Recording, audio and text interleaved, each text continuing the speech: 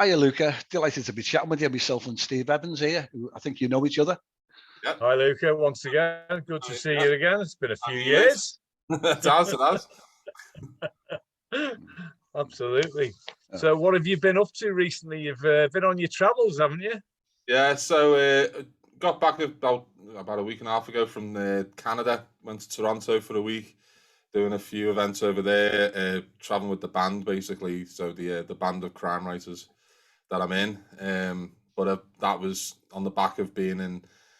Well, I didn't realise how big Scotland was. Right, so we went to this place called Ullapool, which is like north of Scotland. when you look at the train times, and it takes like 5 hours to get to somewhere from Glasgow, you start going like, how big is Scotland? Yeah, it's just very remote, isn't it? There's nothing in there. You got to travel 5 hours to get somewhere. Yeah. It's been great because, like, you know, we obviously had like 2 years where we didn't. Basically, this happened where it was just all online. So getting back in front of people and things like that, that's been immense. And it's like, yes, we did Edinburgh in April, we did Ullapool, we did Toronto in Canada, and we're back up in Edinburgh and Butte in Scotland in August. And there'll be many more places we'll be going. And me going, with the book being out, I'll be out on tour again probably as well. So it's all good. Ullapool, did you say? It's not like the northern version, the Scottish version of Liverpool, is it? That's what I thought. And then I got there and it was like, this is a little bit more picturesque. And a touch smaller. And there was only like one chippy, which was like, you know. Was the portions, were they like Liverpool size? I moved down south for a while, and first time I bought a bag of chips, I thought, where's the rest of them? There's only three chips. In Liverpool, you could feed a family of 5 for a week on a bag of chips. If you get a large bag of chips, that's like a family of 4. That's what you do. No, it wasn't like that. It was touristy prices. It was like, I think it's like a little touristy place. There's no train station there. You had to like it's Inverness was the last like port of call type of thing, and then it's just right out the way. But it was a gorgeous place, lovely views and that, and it was, and the people were great, and we had a great reaction from all the events and everything we did up there. So it was all good. Brilliant. Hey, speaking of band of writers, didn't you used to be in a band as well? Because you play a little guitar, don't you, or two, or whatever. You were in a band when I first met you, I'm sure. So yeah, I think we just started at that point, the Fun Loving Crime Writers. So it's a band of crime writers who got together. I think it was 2016 or 2017, and we have Val McDermott, Mark Billingham, Stuart Neville, Doug Johnston, and Chris Brookmeyer, and myself. And we got together thinking that this will be fun to do one-off gig at the Edinburgh Book Festival. And then about 3 years later, we were playing Glastonbury. Wow. Which was unexpected. And then and we had like a whole tour planned and everything like that, but like, you know, COVID happened and that kind of we didn't play for like 2 years, but we're back on it now. And as I say, we were in Toronto, we played a couple of gigs in Toronto, and it's just really ridiculous, like, you know, like what we're doing, because it's just 6 crime writers who all failed to be rock stars. It were just now, you know, just living it in the, you know, like in their later years, I should say. Some of the band more later than others. Yeah. But I play bass in the band, which was not something I did when I was younger, because I was in bands when I was younger. Because, you know, being from where we're from, when you're growing up, you'd either want to be a footballer, a boxer, or in a band, because there was not much else. Like when the docks closed, it was like that's where you go. So I was in a number of bands when I was a teenager, and I did some acting and stuff like that.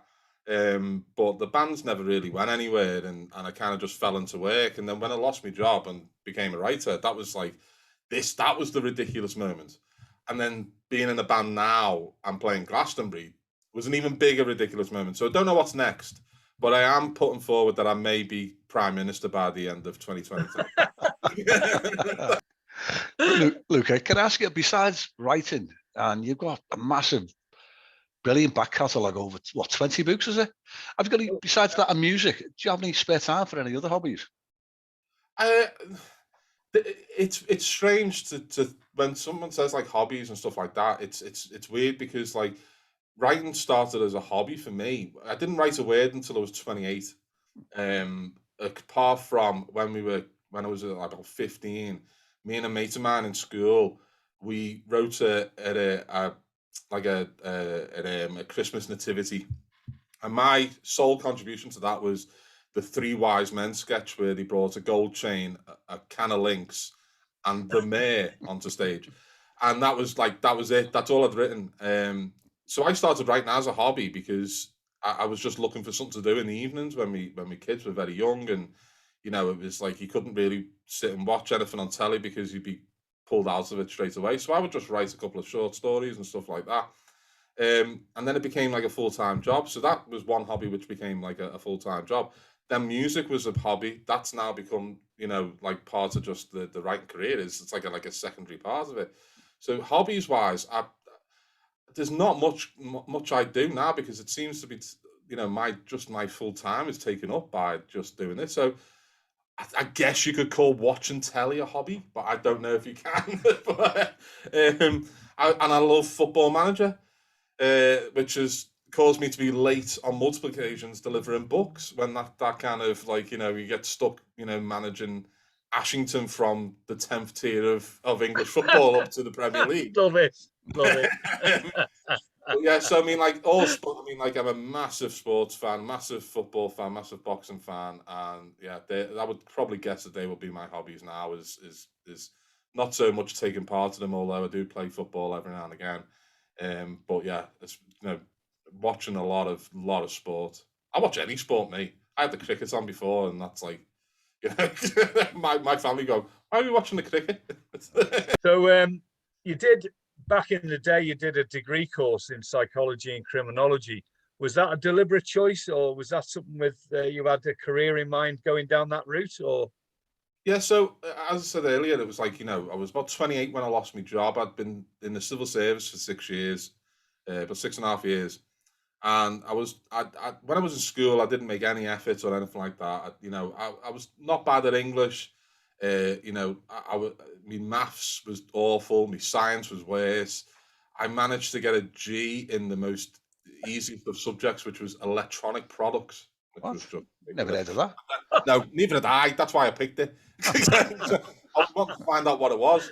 So, like, you know, I didn't do well in school, and it was like, you know, where I come from, it was like, you know, as you know, if you you know, we're on the council estate in Merseyside. In Speak was this?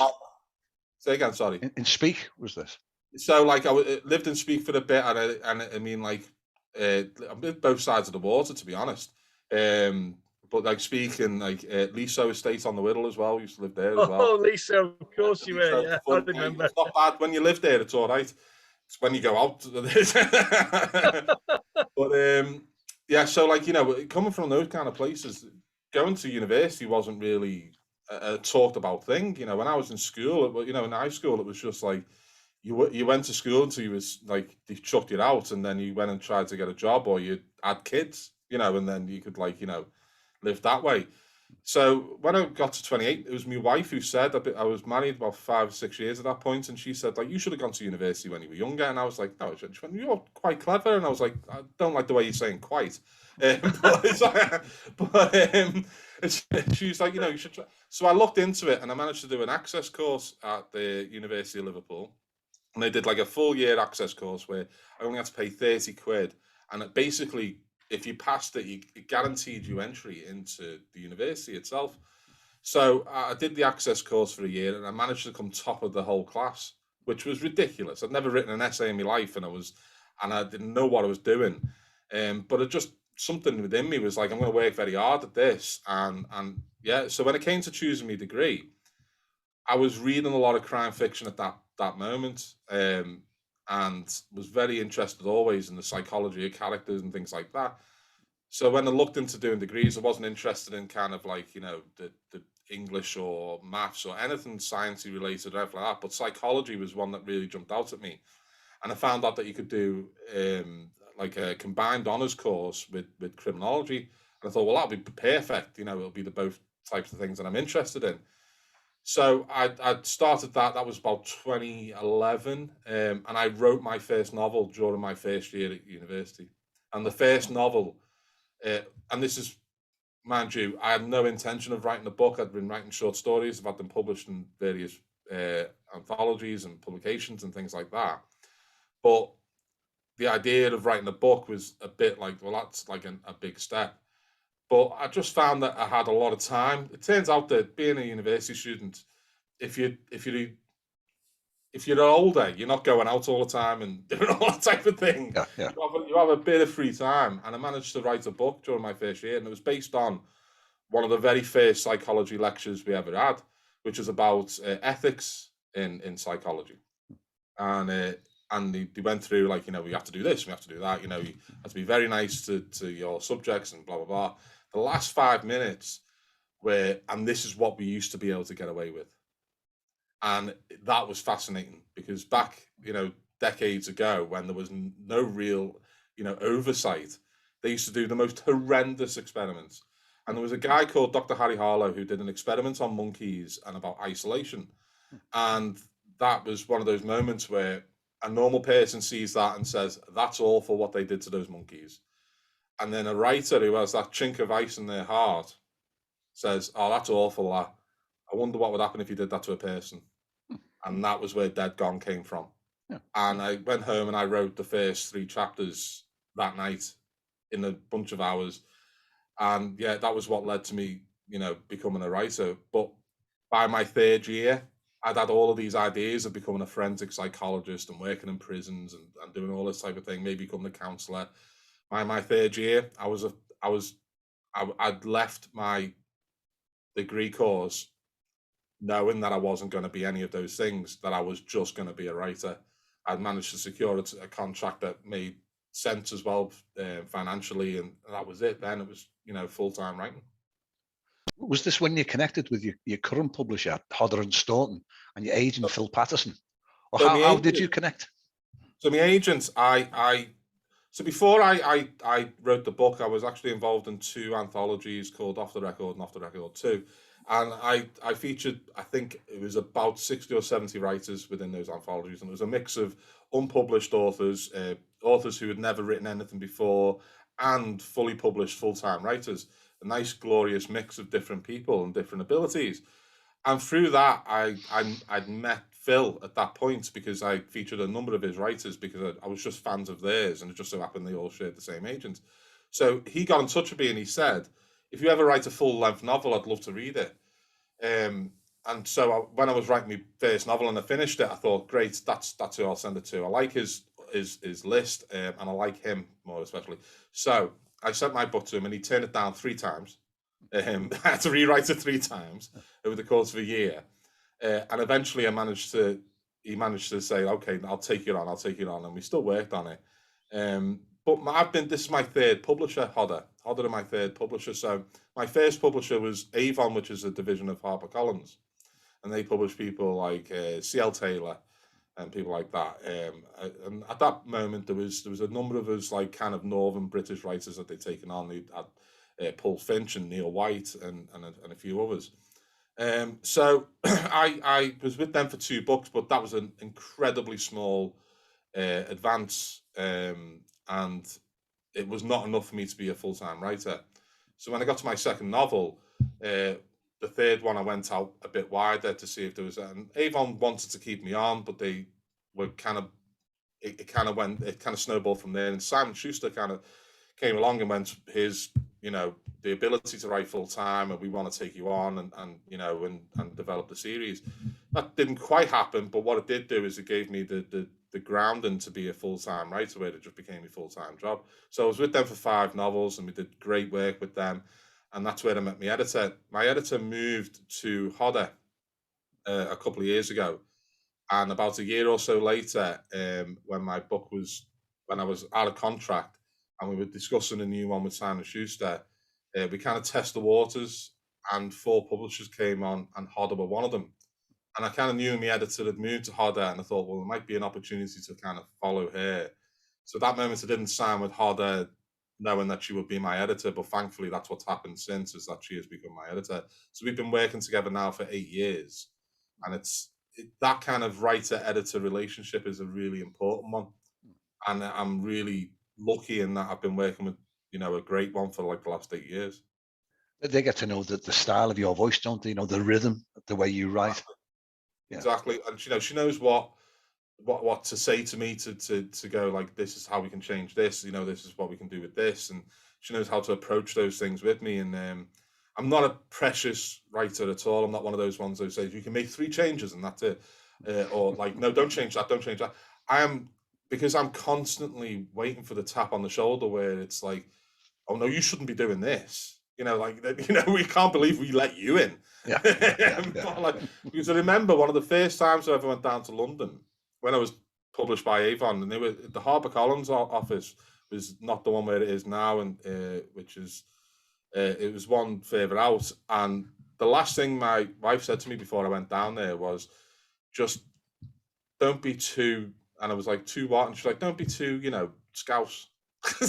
And I was like, I want it to be fine. Anyway, I walked in this office, and in this office, glorious. And I'm in London for the first time ever. Massive office. I walked in and I said hello to, you know, my agent's first time I met him in the flesh. We had only just spoken on the phone before then. So hello, yes, hello. My editor, lovely Samir, who's like, hello, yes, very posh and everything. I walk in and there's a tree in the lobby. What? A big tree in the lobby. And I just walk in, see the tree, didn't think, I went, whoa, what's with the big tree in the lobby? Very loud, very scout. A real tree. A real tree was in their lobby. That's when I knew it's a different world down there. But yeah, I mean, like the idea of, like, you know, like of like working with someone for that long, I mean, it makes a huge difference, because, you know, I am still feel like, you know, I've been doing this for 10 years, over 10 years now, and it doesn't go. I've spoke to, you know, like I'm in a band with Val McDermott, who's been around for 30 odd years, who has, you know, written some of the best British crime fiction out there. Mark Billingham the same. He's been around for 20 odd years. Chris Brookmeyer, 20 odd years.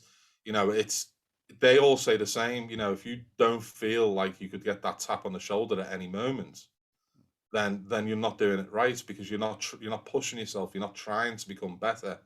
And that's exactly what I'm doing constantly. So I listen to that kind of feedback all the time, and I take it on board. And I usually take everything they say and go, okay, I'm just going to interpret it in my own way, and, like, you know, I think I can make this work, you know, and I'm always listening, because I always want to get better. Yeah. So you know Mark Billingham quite well, if you know, because he's part of this band. Yeah. My partner Deb knows him, and she's trying to encourage me and Terry to have a chat with him at some point. But that's another story. We'll get there eventually with that. But yeah, I mean, the Mark thing is really bizarre, because Mark is the first British crime fiction author I read. My grandma gave me. This is the posh side of the family. That's why she gets called grandma. I say posh. The Italian bit, was it? No, that was Nonna. Like I mean, yeah, you say posh, but it's like, it's Wirral posh. It's not really posh. You know what I mean? Oh, that posh, yeah. It's where they've moved from Liverpool 8 and think that there's someone now they live on the Wirral. It's that kind At least so. But she says to me, like, when I was about 23 or 24, she gave me a book and she went, "You'll like this. You like dark stuff," because I read horror, and it was Sleepyhead by Mark Billingham. So that was the first. Like, I was like, "Oh, this is not horror," but I tried it anyway, and I absolutely loved it. And I went through and I've read all of his books since then. So for the last, like, you know, 20 years almost, I've just been a fan of his.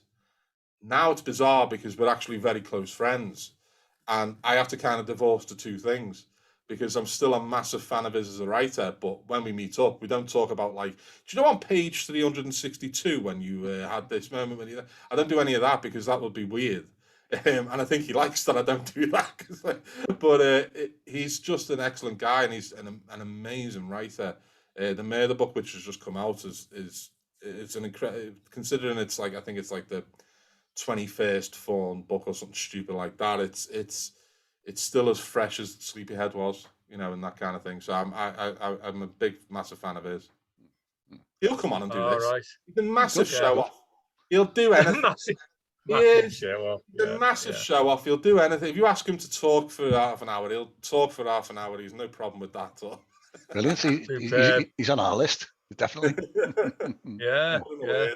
word. I mean, Luca, you've got a very extensive back catalogue, and I could talk for ages about your books. You know, D.I. David Murphy and D.S. Laura Rossi. Fantastic. I mean, I've only read one of your books, and I already feel that I know them quite personally. And you know, that was great. It was a great book. I can't even remember which one I read. It was just a random one. Didn't do it in any order. It was just whatever I picked up. But you know, let's focus a little bit on your new novel you've just released. What's it called again? You Never Said Goodbye. No, that's not it, is it? Yeah, that's Is it. that the one? Yeah, that's the one. Got it right. Yeah. Off the top of my head, that was a lucky one. So tell us a little bit about that and how that's going. And well, why did you write it? Why did you write that one? Was it? It's like, I think it's my 8th full-length novel, because I've had short stories and other books and things like that. That's why you get me credits up a bit. But it was also my first with horror. And when I was writing it, I thought, you know, I've written 7 novels. They were all set in Liverpool. It was all I ever did. I didn't really go push myself any further out than that. And I had this idea, and I've had it for a very, very long time. When I was 8 years old, my mum left like on a Friday. It was supposed to come back on a Sunday, and we didn't see her for a number of months. And she eventually came back, and she must have been having a good time because she was pregnant. But you know, my mum and dad had basically split up, and you know, it was a very difficult process, and yeah, we didn't see her for a while. So when I was writing earlier books and that, you know, when you start trying to trawl through things to, you know, get ideas and things like that, I've always had this idea of like, well, what if my mum had never have come back? How would I have lived my life not knowing what happened to her? And with the books that were set in Liverpool, the earlier ones, which are, you know, all very similar in setting and things like that, I knew it didn't quite work in that sense, this idea that I had. It wanted it to be a much bigger kind of platform, a bigger setting, and I've always wanted to set a book partly in America. So I considered doing like half Liverpool, half America, and I decided, you know what, for this one, I'm going to go all out. So the book is about Sam Cooper, who, when he's 10 years old, he loses his mum on the east coast of America in a town called Mystic in Connecticut. And he's there because his grandfather has died, and they're there for the funeral because his mum is from there. Him and his father come back to England in a town in the southwest of England, and the relationship between the two of them as he goes older just falls apart completely because of this shared grief. 25 years goes by. He's in his mid-30s now. He lives in London. He's got a nice job, Sam. He's doing really well. Hasn't spoken to his dad in almost 20 years.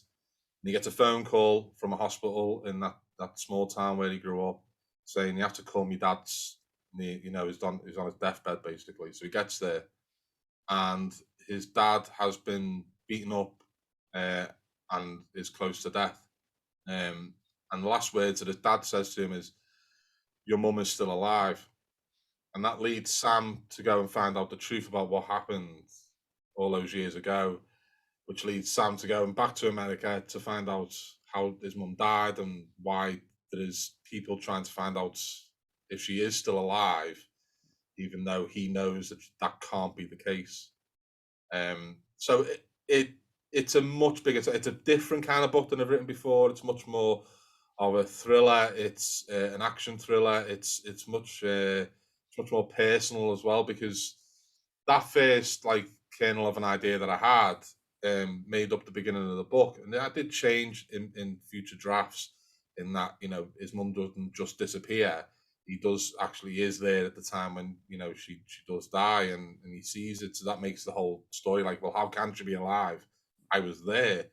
Why do all these people think she's alive? I was there, you know, and it's trying to find out like why these people are doing this. But even though I kind of changed the story a little bit, it did make me go back to being 8 years old and wondering what happened to my mum. You know, and wondering why, you know, she didn't come back, and things like that. So it's a much more personal story than I've ever done before. But it's also I feel it's the best book I've ever written. I don't think I could have written this before now, because I think you do gain experience as you're writing. Yeah. So it's different. It's a different book. It's kind of a different genre, but there is still loads of elements of what has been in my previous work, you know, in there. And I think it's just, I've been building towards writing these kind of books. My next book is very much similar in that kind of vein of like just that kind of ordinary person in a terrible situation, you know, that kind of book. Is it a standalone, or is it you're going to plan on making this into a series? No, it's a standalone novel. I've written the last, so my last 4 novels have been standalones. I wrote 4 novels in the Murphy and Rossi series, yeah. And it's incredibly difficult with that police procedural genre to kind of break out. And I thought, well, take a book off, and I wrote The Bone Keeper, which was my fifth. Oh, yes, I remember you writing that. Yeah. Which was based on the Wirral. Well, the opening is, and then yeah, the opening is, yeah. The opening's in what's those woods in Bromborough? Yeah, Bromborough, Brotherton Parkway, Spittle Woods. Yeah, I know where it is. I remember you explaining it to me. Yeah. And then we kind of end up in like Formby, because like that seemed like a posh place to me. So Can I just interrupt you? Wasn't there a part in that, because you did your research for it, like you do every book? Didn't you get a review criticising you for something you did in the Albert Dock? There was something in the Albert Dock, and the guy came back to you and said, "There's CCTV there, so that wouldn't have happened. It would have been." It was actually that was actually from my first book. I left there was a body. I had someone putting a body by the big anchor by museum, outside the museum. Yeah. And I put a body there. Now, when I wrote that book, there was no camera there. I went and checked, and it was like, that's fine. I can put it there. No one will be able to see it. And then in between me writing it and it being published, they put a camera there, and like some guy sent me an email that I enjoyed. Your very good novel, they're gone, but it was marred somewhat. My enjoyment was marred somewhat by the fact that you missed the camera, and I was like, it wasn't there. It wasn't. But I've had that kind of thing happen all the time. I think The Bone Keeper was one of those where I had Louise, the main character, going from Formby back into town, and on the page it looks, when you look at it at first glance, it's like 20 minutes. And like 20 minutes go by, and so someone at an event, this was, sticks their hand up and goes, "I've just got a quick question." And it's like, at events you get questions, weird questions, great questions. I love any kind of question. And she said, "I just want to know, on page 164 of The Bone Keeper, I think it was, Louise manages to travel back from Formby back into town in 20 minutes. Can you tell me which route she took? Because it never takes me less than 40 minutes. And I'm like, what? I run back. I'm like, no, that can't be right. I can't have done that. I wouldn't have done that. And I went back, went home, and I read through, and I was like, actually, there's a conversation that happens. And then he says 20 minutes later, that conversation, they talk very, very slowly. So, Sarah Moorhead, Trevor Woods, David Jackson, I've met a few times. David Jackson, we're having a conversation with in about 2 weeks, I think. 2 weeks time, yeah. Yep. Yeah. So you're obviously actively involved with a lot of other writers, probably locally, nationally, internationally. Do you do writing groups as well, if I remember rightly? Yeah? No, I don't do writing groups. Oh, that was David then. Must have been David, I think. He does writing groups, yeah. No one's invite me to a group. But you've got some great stories to tell. I mean, I've only been to probably 2 of yours now with the questions. And this is probably why I know the answers to what you were talking about before, because I remember you talking about them in a previous chat. But see, it's all entertaining. It's all good comedy to me. It really is. It's brilliant. So, what do you do then to encourage new writers? How would you encourage a new writer? I mean, I'm always. I mean, I don't think that given the ability for people like from around here to talk and tell stories, I don't think we have enough writers from around here. You mentioned Sarah Moorhead and Dave Jackson. Margaret Murphy is still writing, I think, and then you start struggling. Debbie Johnston is from around here as well. There's a number of other like local writers. Tony Schumacher has done really well. He's now moved into telly, and that was incredible. Brilliant series, that, wasn't it? Yeah, but hopefully we're going to get him on for a chat. He's a great, but he's shocker. I mean, Yeah, I was going to say we're hoping to chat with him. Yeah, Martin Freeman did the best, the only good Scots accent I've ever seen on television. Absolutely brilliant, wasn't it? Absolutely brilliant. Yeah. So, like, you know, I was always hopeful that, like, you know, anyone who came to events that I did on Merseyside would go away and be kind of inspired, because listen, I don't come from the background where I should be a full-time writer. You know, like, I should be like all the kids that I grew up with, the lads that I grew up with are either in prison or on the dole or are doing nothing with their lives. You know, like most, you know, there's some who've done all right and stuff like that, but this is ridiculous. I speak to lads that I grew up with and they're like, how are you a writer? And I go, I don't know. It's just like, you know, it just happened. But it is, it's like, it's just about applying yourself. And, you know, the one thing I can tell you is, like, I would start with short stories. Short stories are an incredible way of kind of unlocking that ability to tell a story on page. And listen, don't get bogged down in the idea that, like, oh, I can't write, you know, like, I can't spell and stuff like that. Because listen, I still don't know the difference between there, and there, and two and two. All of those ones, Microsoft Word does that for me. My copy editor will, you know, send me like things with a red line through it. But what I can do is I can tell a story. And I know one thing that Scousers can do is tell a story. I come from a massive family where if you didn't have a good story to tell, you kind of got lost in the mix. Now, I'm one of 9 kids. My dad is one of 23.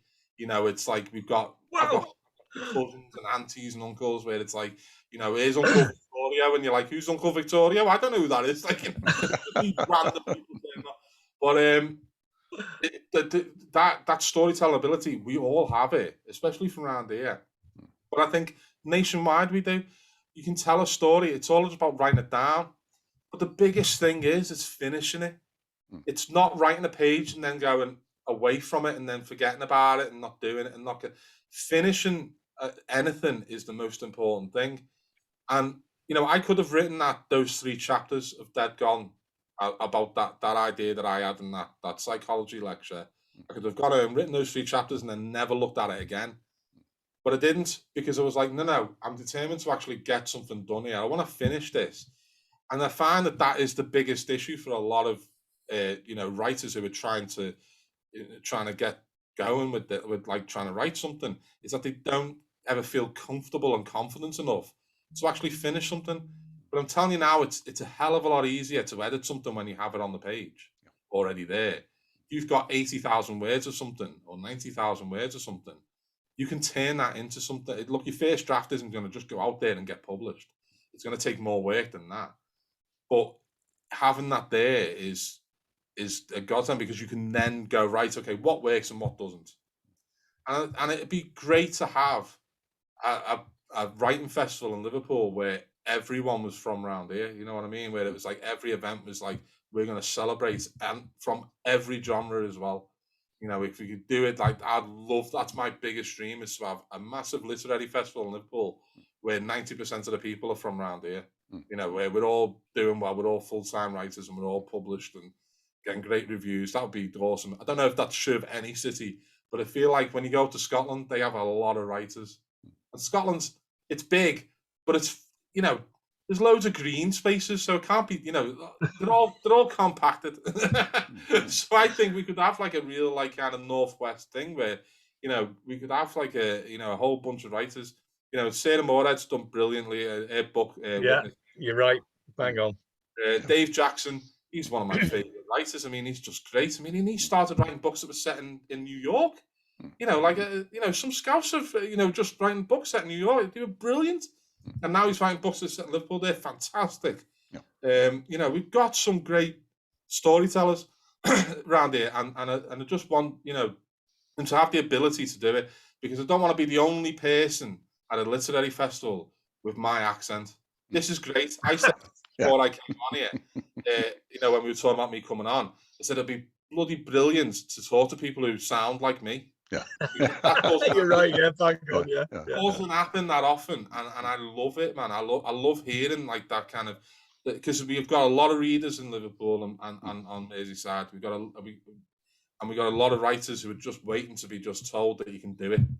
And like that is the thing. So I'm concentrating on round here, but like that's true of everywhere. You can do it. Anyone can write a story. It's all there. It's about finishing it, refining it, and then putting it out there and seeing what people think of it. And some people will go, "Yeah, it's all right. It's not great though," and you may not get there. But you know. Yeah, I'm gonna have to stop you there, Terry. Your final words from you, because final we're words, running out of time. We are indeed. Luca, it's been an absolute joy chatting with you. Really appreciate your time. Thanks. Yeah, good to catch up with you again.